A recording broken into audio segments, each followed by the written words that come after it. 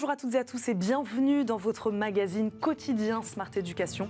Un magazine, vous le savez, dédié à la formation, aux nouveaux métiers, aux nouvelles pédagogies. Le rendez-vous qui donne un futur à la jeune génération. L'école, c'est la première petite société à laquelle nous sommes confrontés. C'est le constat de départ du réseau Espérance Banlieue. Depuis 10 ans maintenant, il apporte du soutien scolaire aux élèves des quartiers prioritaires pour lutter contre les inégalités éducatives. Et il appelle désormais les entreprises à s'engager auprès de lui et à investir dans ces écoles, de les accompagner, notamment sur la partie savoir-être, pour que ces élèves puissent s'épanouir et s'investir ensuite dans la société française. Nous en parlons aujourd'hui avec le fondateur d'Espérance Banlieue, Éric Mestrallet. Il est notre invité. Bonjour. Bonjour madame. Merci beaucoup d'être avec nous. Nous accompagne également un entrepreneur engagé, Alban Reboulque-Salz, polytechnicien entrepreneur dans les énergies renouvelables. Il nous accompagne également. Bonjour. Bonjour Eva. Bonjour à tous les deux. Merci beaucoup de nous accompagner aujourd'hui. Éric Mestrallet, je vais commencer avec vous. Espérance Banlieue, c'est un réseau qui existe, c'est ça, depuis une dizaine d'années à peu près. 10 ans, on fête les 10 ans cette année. Donc merci beaucoup de nous accueillir pour cette célébration. Avec grand plaisir. C'est un réseau d'écoles qui compte combien de classes à peu près aujourd'hui, sur combien de territoires? Voilà, alors, 17 écoles, 18e l'année prochaine qui va ouvrir à Bordeaux. Des écoles qui vont de la maternelle à la 3e, une classe par niveau, 15 élèves par classe. Voilà, donc une petite société, vous l'évoquiez tout à l'heure, avec des petits effectifs qui permet d'avoir une chose qui est extrêmement importante, qui est fondamentale, c'est tous les adultes qui sont présents au sein de l'école, dans la communauté éducative, connaissent chaque enfant. Voilà, et donc sont à même de pouvoir s'investir pour permettre l'épanouissement de l'enfant, ce qui est l'enjeu de la société. Comment est né ce projet? Moi j'ai vu que 50% seulement des jeunes issus de ces quartiers obtiennent leur brevet en 3e. C'est ce genre de résultats qui ont permis la construction, l'élaboration de ce projet Espérance Banlieue. Cet indicateur-là y a participé indéniablement. D'autres indicateurs ont motivé notre engagement. Moi, ce qui a motivé le mien, c'est de dire il y a une société qui est très fracturée et il semble que des gens ne passent plus par l'école, qui est la première agora, finalement, la première société, le premier endroit où on rencontre l'altérité. Il y a des replis sur soi, qu'ils soient communautaires ou individualistes. Voilà. Et c'est face à ça, je me dis, il y a peut-être une autre forme d'école à créer, à proposer, pour donner confiance, donner envie aux enfants de venir, aux parents évidemment de les accompagner à cette école, pour que tout le monde ait envie de se remettre positivement en mouvement dans les apprentissages et pour apprendre les codes de la société et pour avoir envie de croquer à pleines dents le monde adulte. Vous parliez d'équipe pédagogique qui accompagne, qui suit de très près ces enfants. Vous, sur quelle méthode d'éducation vous vous appuyez aujourd'hui sur ce réseau Espérance Banlieue? On imagine que ce n'est pas la même pédagogie privilégiée aujourd'hui par l'Éducation nationale, sinon vous n'auriez pas créé ce réseau.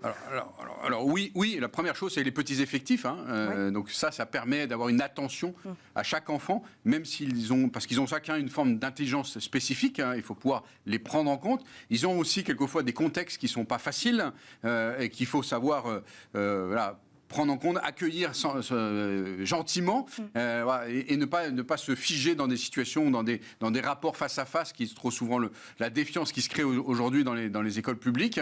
Et donc, il faut retisser les choses autrement. Donc, vous me parlez de pédagogie, la pédagogie du sens conscient, c'est rendre les enfants acteurs de leur apprentissage. Donc, pour ça, il faut vraiment être à leur côté, pour leur donner toutes les possibilités pour apprendre, pour avoir envie d'apprendre, et finalement, que ce soit eux qui soient les propres moteurs de leur apprentissage. Qu'est-ce qui vous a parlé, vous, dans ce projet, en tant qu'entrepreneur, peut-être, en tant qu'humain, mais en tant qu'entrepreneur aussi? Oui, merci beaucoup de me poser la question. Moi, en fait, j'ai été associé au projet Espérance Banlieue d'une manière un peu particulière, parce que j'ai quitté mon entreprise pendant 2 ans pour devenir directeur d'une de ces écoles, directeur, créateur, développeur d'une de ces écoles. Et ça a été pour moi une expérience fondatrice et qui m'a permis de retourner enrichi, heureux comme Ulysse, dans mon entreprise derrière. Je pense que... Il y avait quoi? Il y avait un objectif de transmettre derrière? Qu'est-ce qui vous a poussé, vous, à vous engager? Alors, il y avait un objectif de recherche de sens, il y avait un objectif d'accomplissement, il y avait un objectif aussi, moi j'ai fait beaucoup d'expatriation, et donc derrière, ça pouvait être très intéressant de faire quelque chose pour mon pays, après l'avoir observé depuis l'extérieur pendant longtemps. Et j'y ai trouvé beaucoup plus que tout ce que je venais y chercher. Et je pense que pour une entreprise, pour ses collaborateurs, on parle beaucoup de feedback, de gratitude, de bienveillance. J'invite les entrepreneurs à envoyer leurs collaborateurs dans des écoles Espérance Banlieue qui sont ouvertes aussi. On parlait tout à l'heure des différences avec l'éducation nationale. C'est un milieu très ouvert et ils trouveront là-bas, ils reviendront transformés.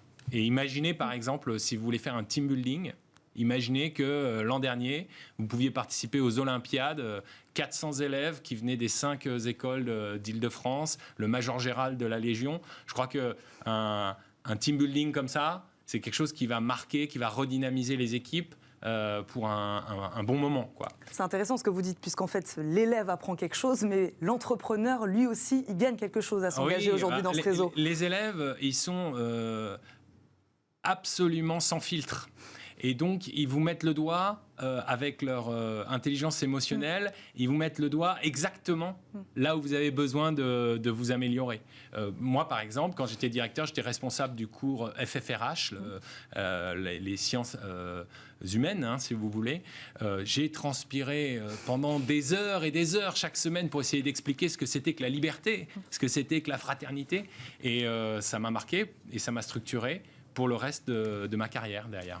On l'entend, Éric Mestrallet, l'ambition, elle n'est pas seulement académique. L'ambition du projet, j'en parlais en préambule de cette émission, vous les formez à devenir les citoyens de demain. Cette notion de savoir-être est très, très présente. On pourrait dire que la pédagogie Espérance Banlieue, c'est celle-là aussi.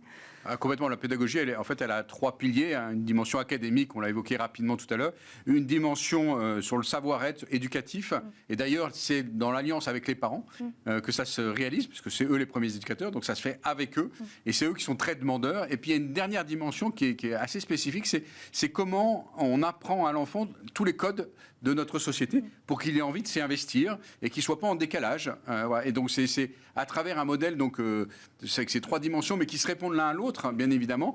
C'est pas l'un côté ou de l'autre, mais voilà, le modèle comprend ces 3 dimensions, qu'on réussit à faire grandir ces enfants qui ont envie de devenir des citoyens, de s'y investir. Et je me souviens à la soirée des 10 ans qu'on a organisée au Théâtre de la Madeleine début octobre, d'un ancien élève qui expliquait toute sa joie, sa fierté il était en terminale, il allait rentrer dans les études supérieures, une école de commerce, l'assurance qu'il avait pris et la gratitude qu'il avait vis-à-vis de l'école.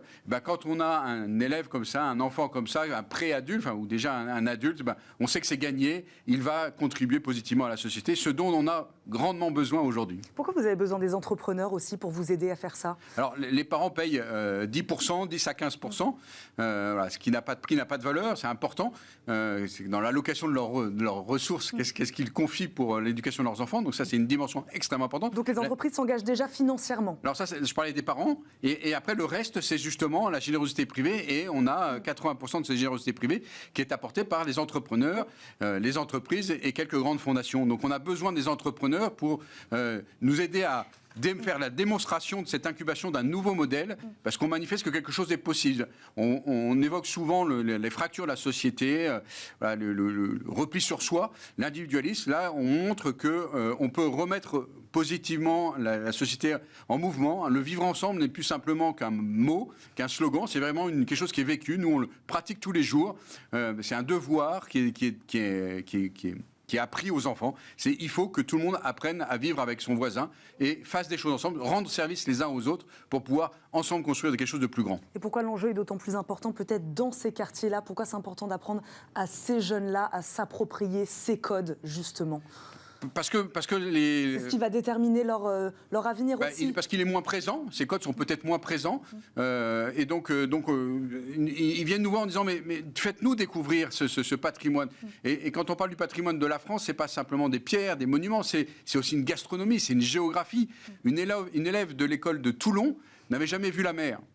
Elle peut pas aimer la France, ça reste un concept. Or, nous, l'enjeu, c'est que tout le monde soit des bons républicains pour pouvoir contribuer au développement de notre pays. C'est ce que vous faites aussi quand vous êtes en contact avec ces jeunes. On leur apprend à être des citoyens, à vivre en société. Tout à fait. Et ce qui est très beau, c'est que en fait, on a un projet commun avec les parents. Il faut vraiment marteler ça. Les petits effectifs nous permettent d'avoir une relation personnalisée avec chaque enfant et sa famille. Et en fait, par-delà les différences, dans mon école, on était, quand je suis parti, 37, de 0 à 37, c'est une belle croissance. On était en 2 ans, on était 37 et il y avait plus de 10 nationalités d'origine différentes. Et donc, il faut qu'on trouve quelque chose de commun. Et ce commun, c'est la réussite et l'épanouissement de l'enfant. Et ça, une fois qu'on a allumé ce moteur-là, alors tout est possible. Par exemple, c'est possible que tous les professeurs se lèvent le 11 novembre, alors que c'est un jour férié, à 8h du matin, pour venir lire les 116 noms du monument aux morts, et ça leur tire une petite larme, et ils parlent aux porteurs de drapeaux, les anciens harkis de la guerre d'Algérie, et les échanges deviennent possibles. Et donc se faire ensemble, c'est quelque chose d'extrêmement précieux et qui sert aussi en entreprise.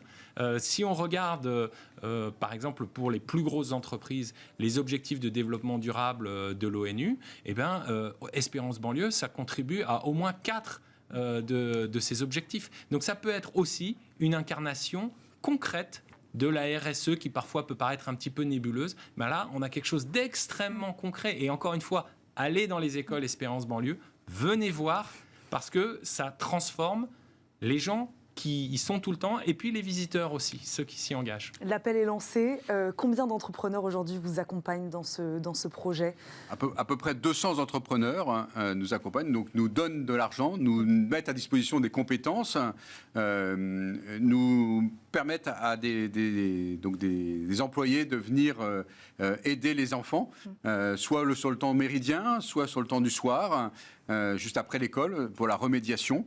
Donc voilà, c'est grâce à cette motivation d'entrepreneurs qui disent on incube un nouveau modèle.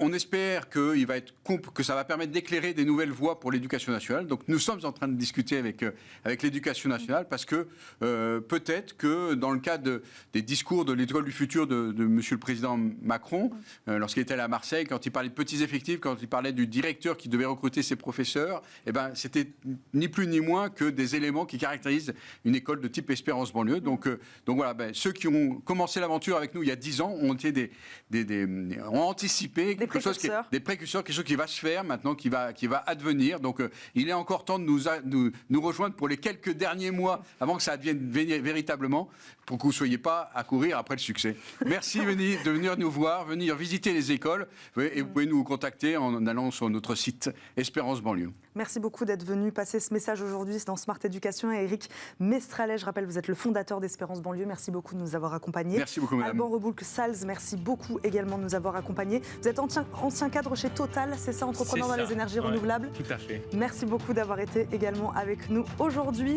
Et merci à vous aussi de nous avoir suivis. On se retrouve très vite pour un nouveau numéro de Smart Éducation. À très vite. Merci.